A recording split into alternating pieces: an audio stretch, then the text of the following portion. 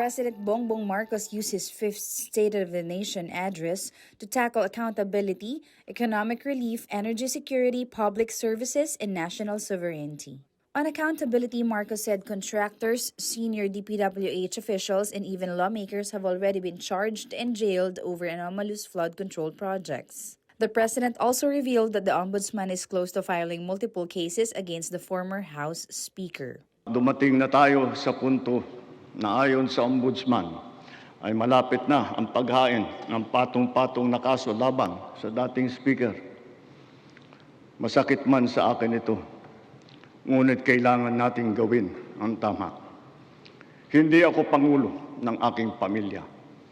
Hindi ako pangulo ng aking kaibigan. Ako ay Pangulo ng Pilipinas at ang tungkulin ko ay sa inyo, ang aking mga kapwa Pilipino. On economic relief, Marcos announced more than 60 billion pesos in additional aid until the end of the year, benefiting more than 7.5 million families. He also pushed for tax relief measures, urged Congress to pass the proposed Sariling Kuryente Act, and called for system loss charges to be removed from consumers' electricity bills. Panahon na para tanggalin na natin ang systems loss na pinapasa sa consumer.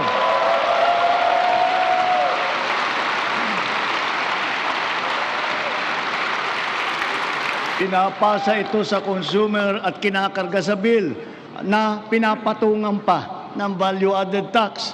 Hindi naman kasalanan ng consumer kung bakit nagkaroon ng systems loss. Kaya hindi naman tama na kailangan sila pa ang pagbabayarin dito. Therefore, we, the people, we demand for the immediate amendment of the EPIRA. On energy security, Marcos unveiled what he called a national treasure, an untapped reserve of 222 billion cubic feet of natural gas in Malampaya. He said the government is also pursuing hydrogen power projects and studying a possible return to nuclear energy. Titiyakin natin ito ay ligtas. Titiyakin din natin may papaliwanag na mabuti sa publiko ang magandang dulot sa atin ng enerhiyang nuklear. On technology and jobs, Marcos said government AI readiness programs have already reached at least 1.8 million students, parents, teachers, and other Filipinos. He also confirmed the development of the PAX Silica Industrial Hub, which he said will create high-quality jobs and boost the country's industrial competitiveness. As a strategic component of the Luzon Economic Corridor, the hub will be an advanced manufacturing and logistics center in the global AI and technology value chain. And on national sovereignty, the president delivered a firm message on the West Philippine Sea. Marcos vowed to defend the country's rights and uphold the 2016 Arbitral Award through every peaceful and legal means available.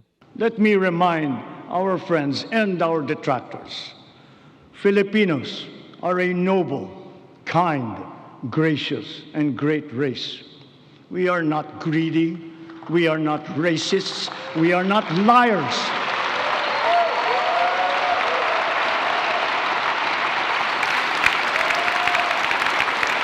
We are respectful and we are dignified. We are Filipinos and we do not yield.